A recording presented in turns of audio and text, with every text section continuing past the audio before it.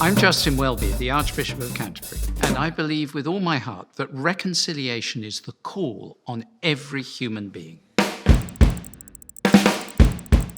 We all know we live in a world that is divided, conflicted, and hurting. And though many of us long for our faith to make a difference, it can be very hard to know where to start.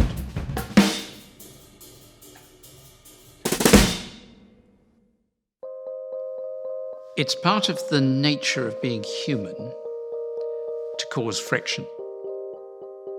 Within ourselves, there's conflict. So many of us struggle with the conflict with bits of ourselves we don't like, or more seriously. Within families, there's often conflict. Part of being a family is learning to disagree well and still love one another. Within churches, the miracle of the church is not that like-minded people get on well, as a friend of mine once said. It's that by the power of God's Spirit, people who wouldn't normally be seen dead in the same place learn to love one another. But learn to love one another is the important bit.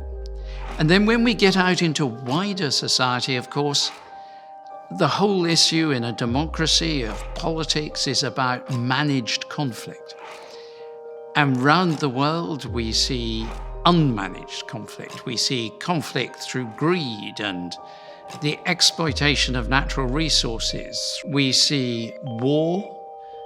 We see immense cruelty, huge numbers of people fleeing from fighting or from suffering caused by fighting. And then there's the most global conflict of all, the conflict between human beings and their natural environment. And that brings so many questions to mind. Is being a Christian about turning up at church once a week, trying not to do the wrong thing at work or at home or whatever it is? You know, if you're in an office, don't nick the pencils and don't fiddle your expenses. Is that it?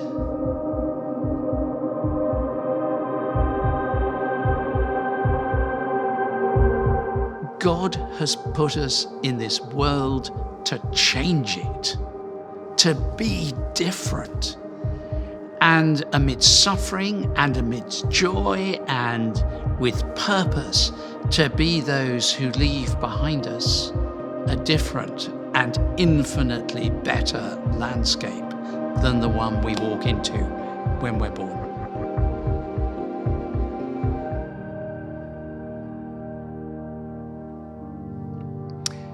God has a problem.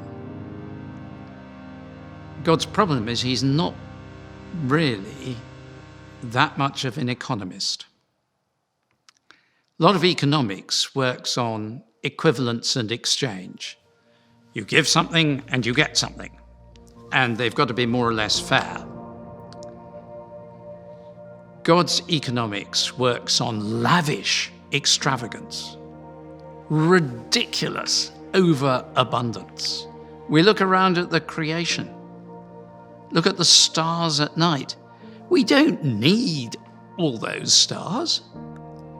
But somehow God, in his almost absurd over-giving, created this cosmos which is so extraordinarily beautiful, beyond anything we will ever fathom, however long we study it. And God is the same with us. His love is not just enough for us. The gift of reconciliation which we are given, the reconciliation we have with God through Jesus Christ, it's not just enough for us. It gives us reconciliation with God, but it gives us so much reconciliation that we can't possibly contain it. It's as though God was filling us not with a jug of reconciliation, but with a fire hose, with an ocean of reconciliation. And so the gift of reconciliation we receive overflows from us into the world around. We are to be the lavish givers of what we have received so lavishly. I think that's the most amazing thing, that the church is a peacemaker because it's received peace. We are reconcilers.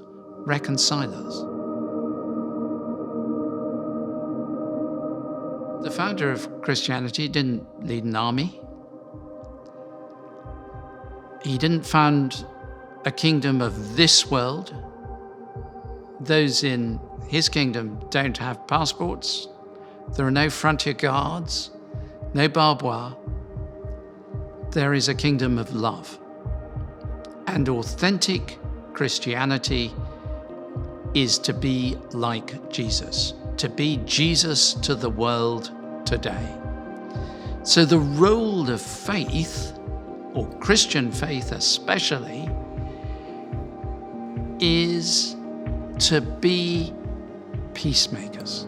Jesus himself said, "Blessed are the peacemakers, for they will be called the children of God." They'll be called the children of God because they show the family likeness. They build peace.